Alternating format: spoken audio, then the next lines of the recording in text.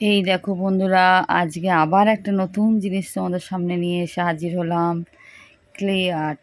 Clay art তোমাদের অনেক রকমের করে দেখিয়েছি।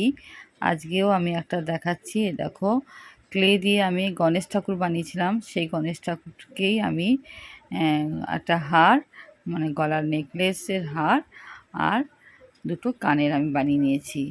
এই দেখো কানেরগুলো, আর গণেশ ঠাকুরটা বসানো আছে যার উপর পাতার মতো যে ডিজাইনটা, সেগুলো করেছি সুপার ক্লে ইউজ করেছি।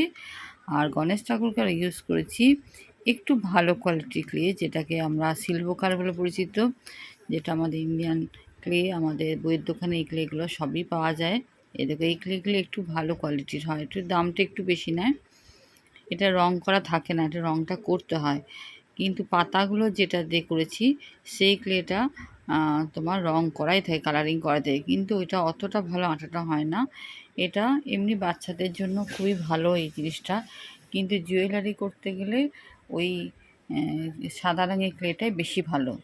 তা পাতাটা করানোর জন্য আমি এই ক্লেটাই নিয়েছি। এই ক্লেটা যেহেতু কালারিংটা করা থাকে, তাই কালার করার কোনো ঝামেলা থাকে না। আর এই পাতাটা করতে, এগুলো করতেও খুব তাড়াতাড়ি হয়ে যায়, শুকাতেও বেশিক্ষণ লাগে না। এই দেখো, আর গণেশ ঠাকুরটা কিন্তু সাদা রঙের যে ক্লেটা হয় সেই ক্লেটা দিয়ে আমি করছি। এটাকে শিল্পকার বলে অনেকে পরিচিত, মানে এটা শিল্পকার বলেই বিক্রি হয় দোকানে।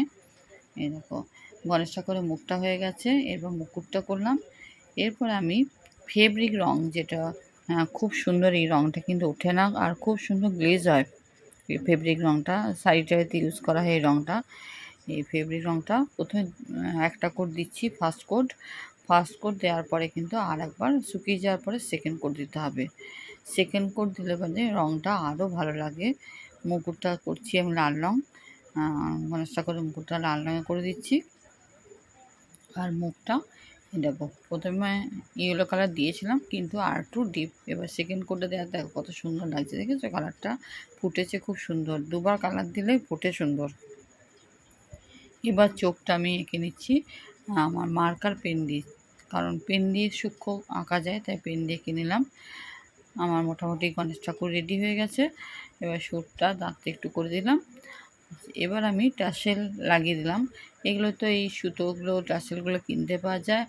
আর এই সবুজ রঙের যে পুঁতিগুলো, কাপড়ের পুঁতিগুলো, এগুলো কিনতে পাওয়া যায়। এগুলো সব লাগিয়ে নিলাম, পিছন দিকে আঠা দিয়ে লাগিয়ে দিলাম।